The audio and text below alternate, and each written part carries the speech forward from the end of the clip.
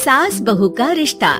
निधि और उसकी सास के बीच हमेशा किसी न किसी बात पर अनबन छिड़ी ही रहती है, जिसके चलते दोनों कभी एक दूसरे को समझने और प्यार करने की कोशिश तक नहीं करती।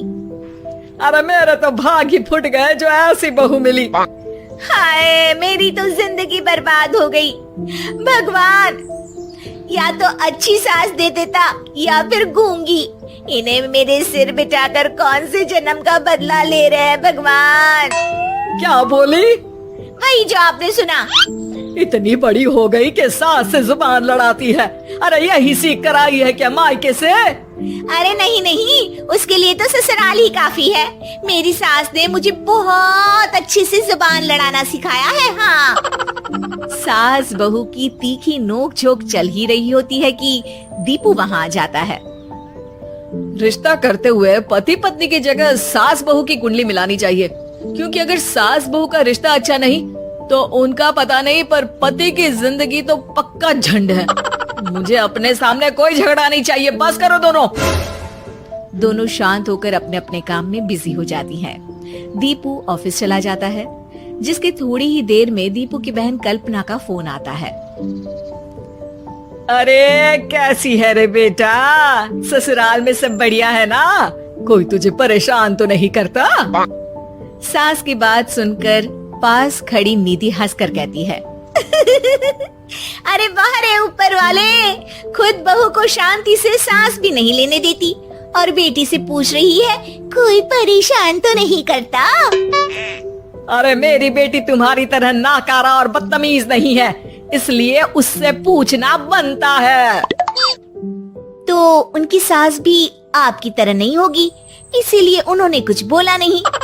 और इसी के साथ एक बार फिर दोनों सास बहू के बीच तानों का युद्ध शुरू हो जाता है। फिर कल्पना कुछ देर तक तो फोन पर सुनती रहती है, पर जब दोनों चुप होने का नाम तक नहीं लेती तो वो चिल्लाते हुए बीच में बोलती है, अरे बस करो, यहाँ फोन कान पर लगाए जब मुझसे आप दोनों की बातें सुनी नहीं जा रही तो मेरा बेचारा भाई न जाने किस हाल में होगा। अरे ये सब तेरी भाभी की वजह से है बेटा। तो माँ आप भी कुछ कम नहीं है। आप दोनों को ही अपना रिश्ता सुधारने की जरूरत है। मैं एक बाबा को जानती हूँ जो रिश्ते सुधारने में एक्सपर्ट हैं। आप दोनों उनके पास जाइए। ना जी ना, मैं ऐसे ढोंगी बाबा में नहीं मानती। देखा, कहा था ना। अरे ये तो हमारे घर में शांति चाहती ही नहीं है। भाभी एक बार ट्राई करके तो देख लो।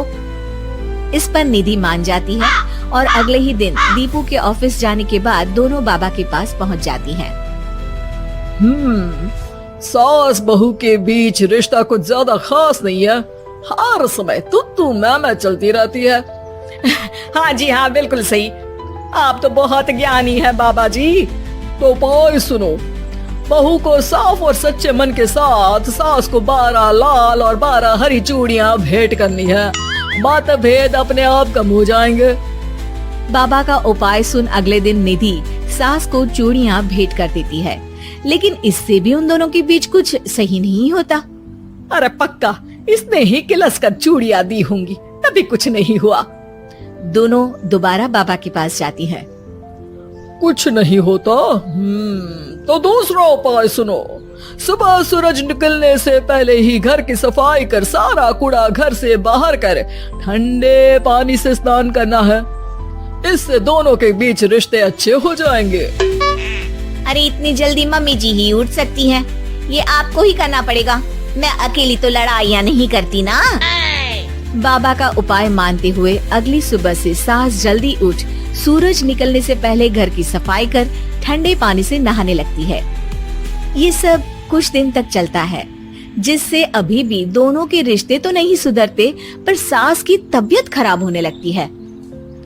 अब लगता है आपने मन से काम नहीं किया होगा, तभी तो रिश्ता वैसा का वैसा पड़ा है और तबीयत खराब हो गई। अरे सही कहती थी तुम, कल मुहा ढोंगी बाबा।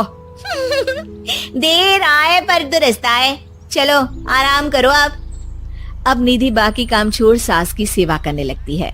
अपनी पत्नी और माँ में ऐसा बदलाव देख दीपू बिल्कुल हैरान रह जाता है। अरे कहीं बाबा ने कोई जादू टोना तो नहीं कर दिया? मेरी माँ और पत्नी इतना घुल मिल कर तो नहीं रहती। ओहो सरकज़म। बस बस अब जाओ और अपना काम खुद कर लो, मुझे मम्मी जी का ख्याल रखना है। निधि की बात सुन हैरान दीपू बस उन्हें देखता रह जाता है और निधि सास का ध्यान रखने में लगी रहती है। इसी तरह दिन बीतते हैं और निधि आधे से ज्यादा समय सास के साथ बिताने लगती है, जिस वजह से उन दोनों का रिश्ता पहले से अच्छा होने लगता है और वो एक दूसरे को समझने लगती है। बहू, मैं सोचती हूँ एक बार उसे ढोंगी बाबा के पास जाना चाहिए, उसे सबक सिखाने के लिए। अरे पर मम्मी जी, उसकी क्या जरूरत है,